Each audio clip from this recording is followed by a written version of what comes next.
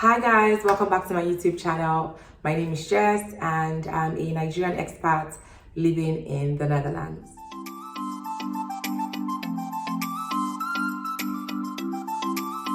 Today's video is one that I consider long overdue. I'm not even sure why I haven't shared this video in such a long time.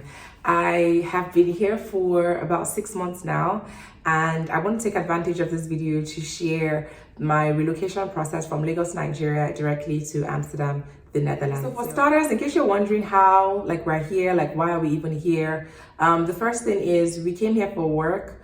So there are different routes through which you can get here, of course. So I'm going to be sharing my route specifically.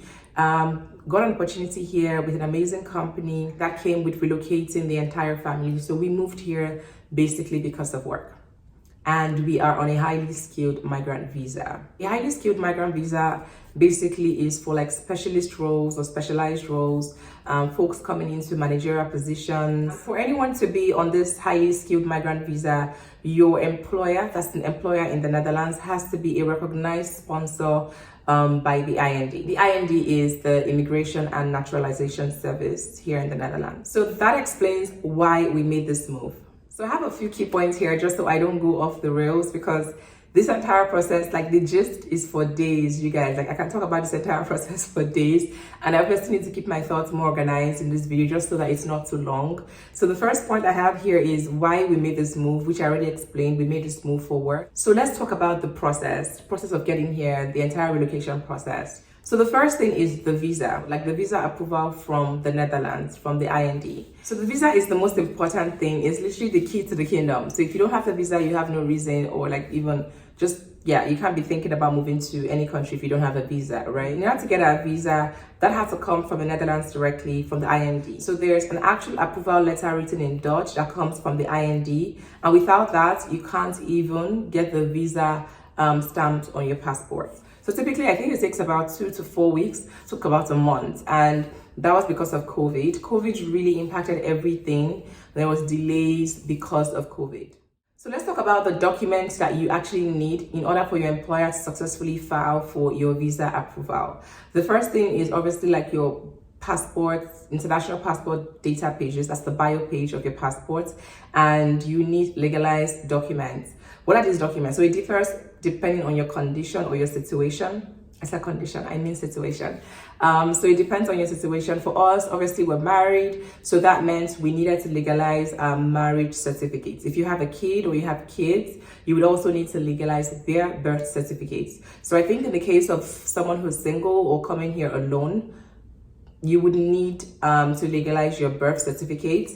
And I also think that if you're coming for school, you would then need to legalize your educational certificates. If it's a BSc or MSc, wherever you got that, you need to legalize that in order to come to the Netherlands. So the process was a completely different process entirely to legalize your documents. So the first thing is you need to get your documents notarized by a notary public in Nigeria. So that one is kind of easy. You can leverage I think magistrate courts or high courts. Anyway, so you get that notarized. After you get that notarization for the different documents, it's almost like a declaration of something. You know how you have affidavits and whatnot?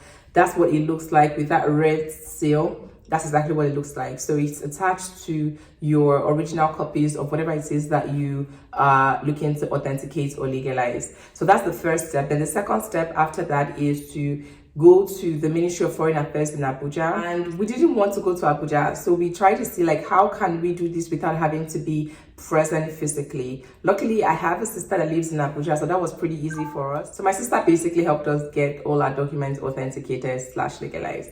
And this took roughly about a week or under, if I remember correctly. I think it was a couple of days. And then she was able to send copies of that, took pictures and then scanned them as well. So basically, you don't need the hard copies. You just need the pictures of the legalized documents. So it's a little bit tricky to get pictures of such documents because the actual legalization or the proof of legalization is in the shape or form of a an invisible seal. So you don't even get to really see it, but you get to feel it. But you can see it if you really look anyway. So that's what we did.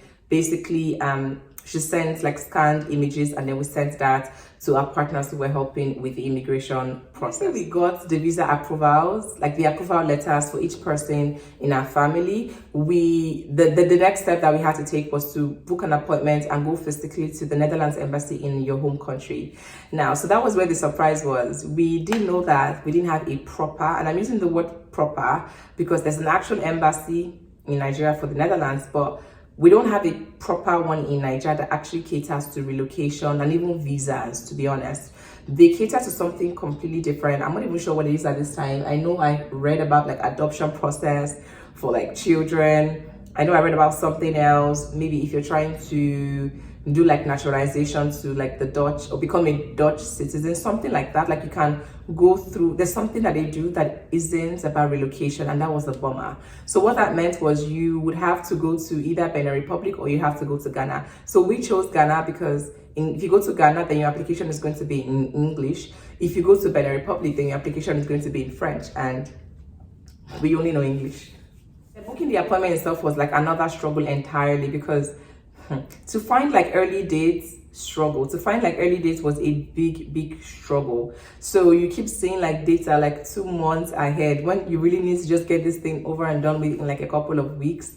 And we already had like a plan for when we wanted to travel. We had like our dates, maybe not entirely locked in, but we did have our dates, like at least with a plan, and we're trying to keep to that plan. We knew we wanted to leave February, and we kept on saying dates for like March. Like, if your date is in March, how can you travel in February? Obviously, that's not possible.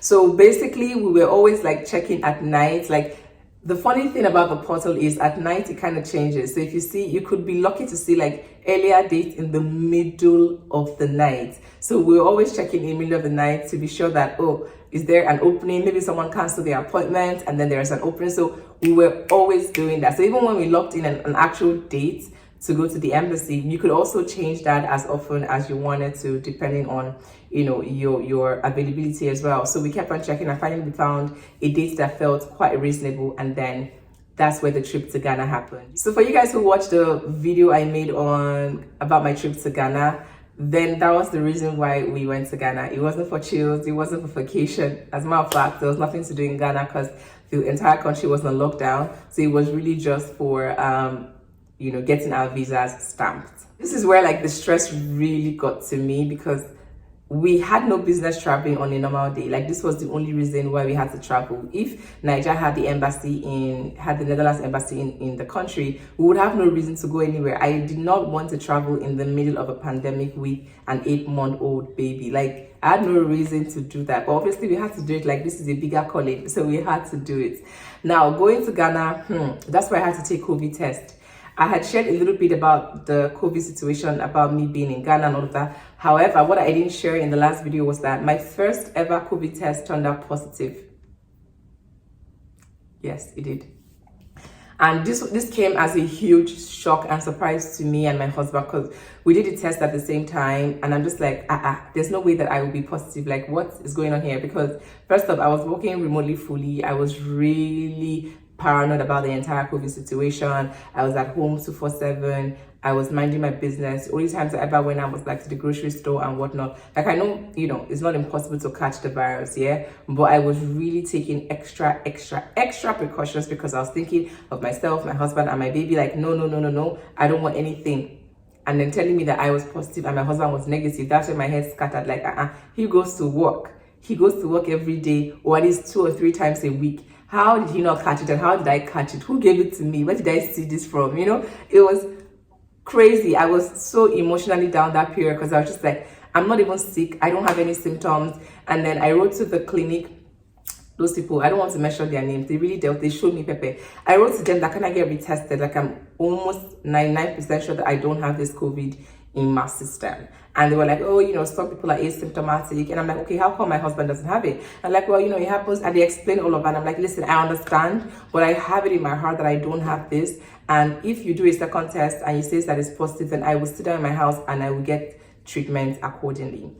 they just stopped responding to me. I was actually scared to hold my baby, and my husband was like, well, hold your child, Joe, what's going to happen? Nothing's going to happen. You don't have COVID. You know, we were just speaking positive affirmations and all of that. We're holding on to God and believing that this was indeed a lie. And bear in mind that on the day that we found out about this situation of like COVID and all that, the next day was the trip to Ghana. So we had to cancel that trip because I wanted to be sure that I didn't have COVID or had COVID. And even if I did have COVID, I didn't want to put anyone in harm's way or endanger anyone's life in terms of like coming in contact with me. So because I was also so sure that I didn't have this thing, we called we got some contact, and then we got some people to come get us tested, like rapid test. So we did like the rapid test, and it turned out negative. So I was like, hallelujah, hallelujah. I knew I didn't have COVID. So knowing that the rapid test is also not like 100%, but it's like 99% sure that, you know, you don't have it. So we now decided to do a third test. Imagine I did 3 tests before I got to Ghana. So the third PCR test, I did another reputable clinic, and it was negative. And that's when we now had to rebook our flight to Ghana. So we went to Ghana. You guys already know about my Ghana story and how I thought I had COVID in Ghana. When they delayed in terms of like not finding my result, or like just keeping me there till midnight or whatever. And you can see that video somewhere. I'm going to put it in the description box, or you can see somewhere here or here. I don't know. You find it there. If you want to watch that video, go and watch that video. But yeah, so we went to Ghana, and then, you know, we went. Luckily, the folks at the Netherlands embassy in Ghana, they were really, really professional. They were very nice and very understanding. The moment I saw that I had a positive COVID test, I reached out to them to let them know the situation and how I would need to move the appointment. However, I didn't want to go back to that portal to be rebooking because I knew that we would not find a good date that was reasonable for us based on our plan. This was in February, by the way, and we had to travel in February. So they were very understanding and very accommodating. So they said to us, you know, if everything sorts out, just let us know and we'll let you come like the day you land in Ghana or the next day. So that was super amazing. So we had our appointment on a Monday, and by Thursday, our passports were stamped. Now, there was a whole story about the passport getting stamped that I didn't want to get into. It's like all of a sudden, they did not see our passports. They didn't see our passports. Long story short, you know, we called and, you know, they rectified the issues and they found the passports and they were fully stamped. And that Thursday, we came back to Nigeria. Oh God, before I get too lost in the entire gist of it all, I need to let you know what the requirements are to, you know, be at the embassy in Ghana in terms of your documentation. So you need like your employment letter, you need the approval letter, original copies and photocopies of the IND visa approval. You need original and photocopies of every document you're providing, basically. So your employment letter, that's basically the reason why you're going there. And you need your birth certificates, original and photocopies. You need 2 passport photographs. Always go with 4 because you never know.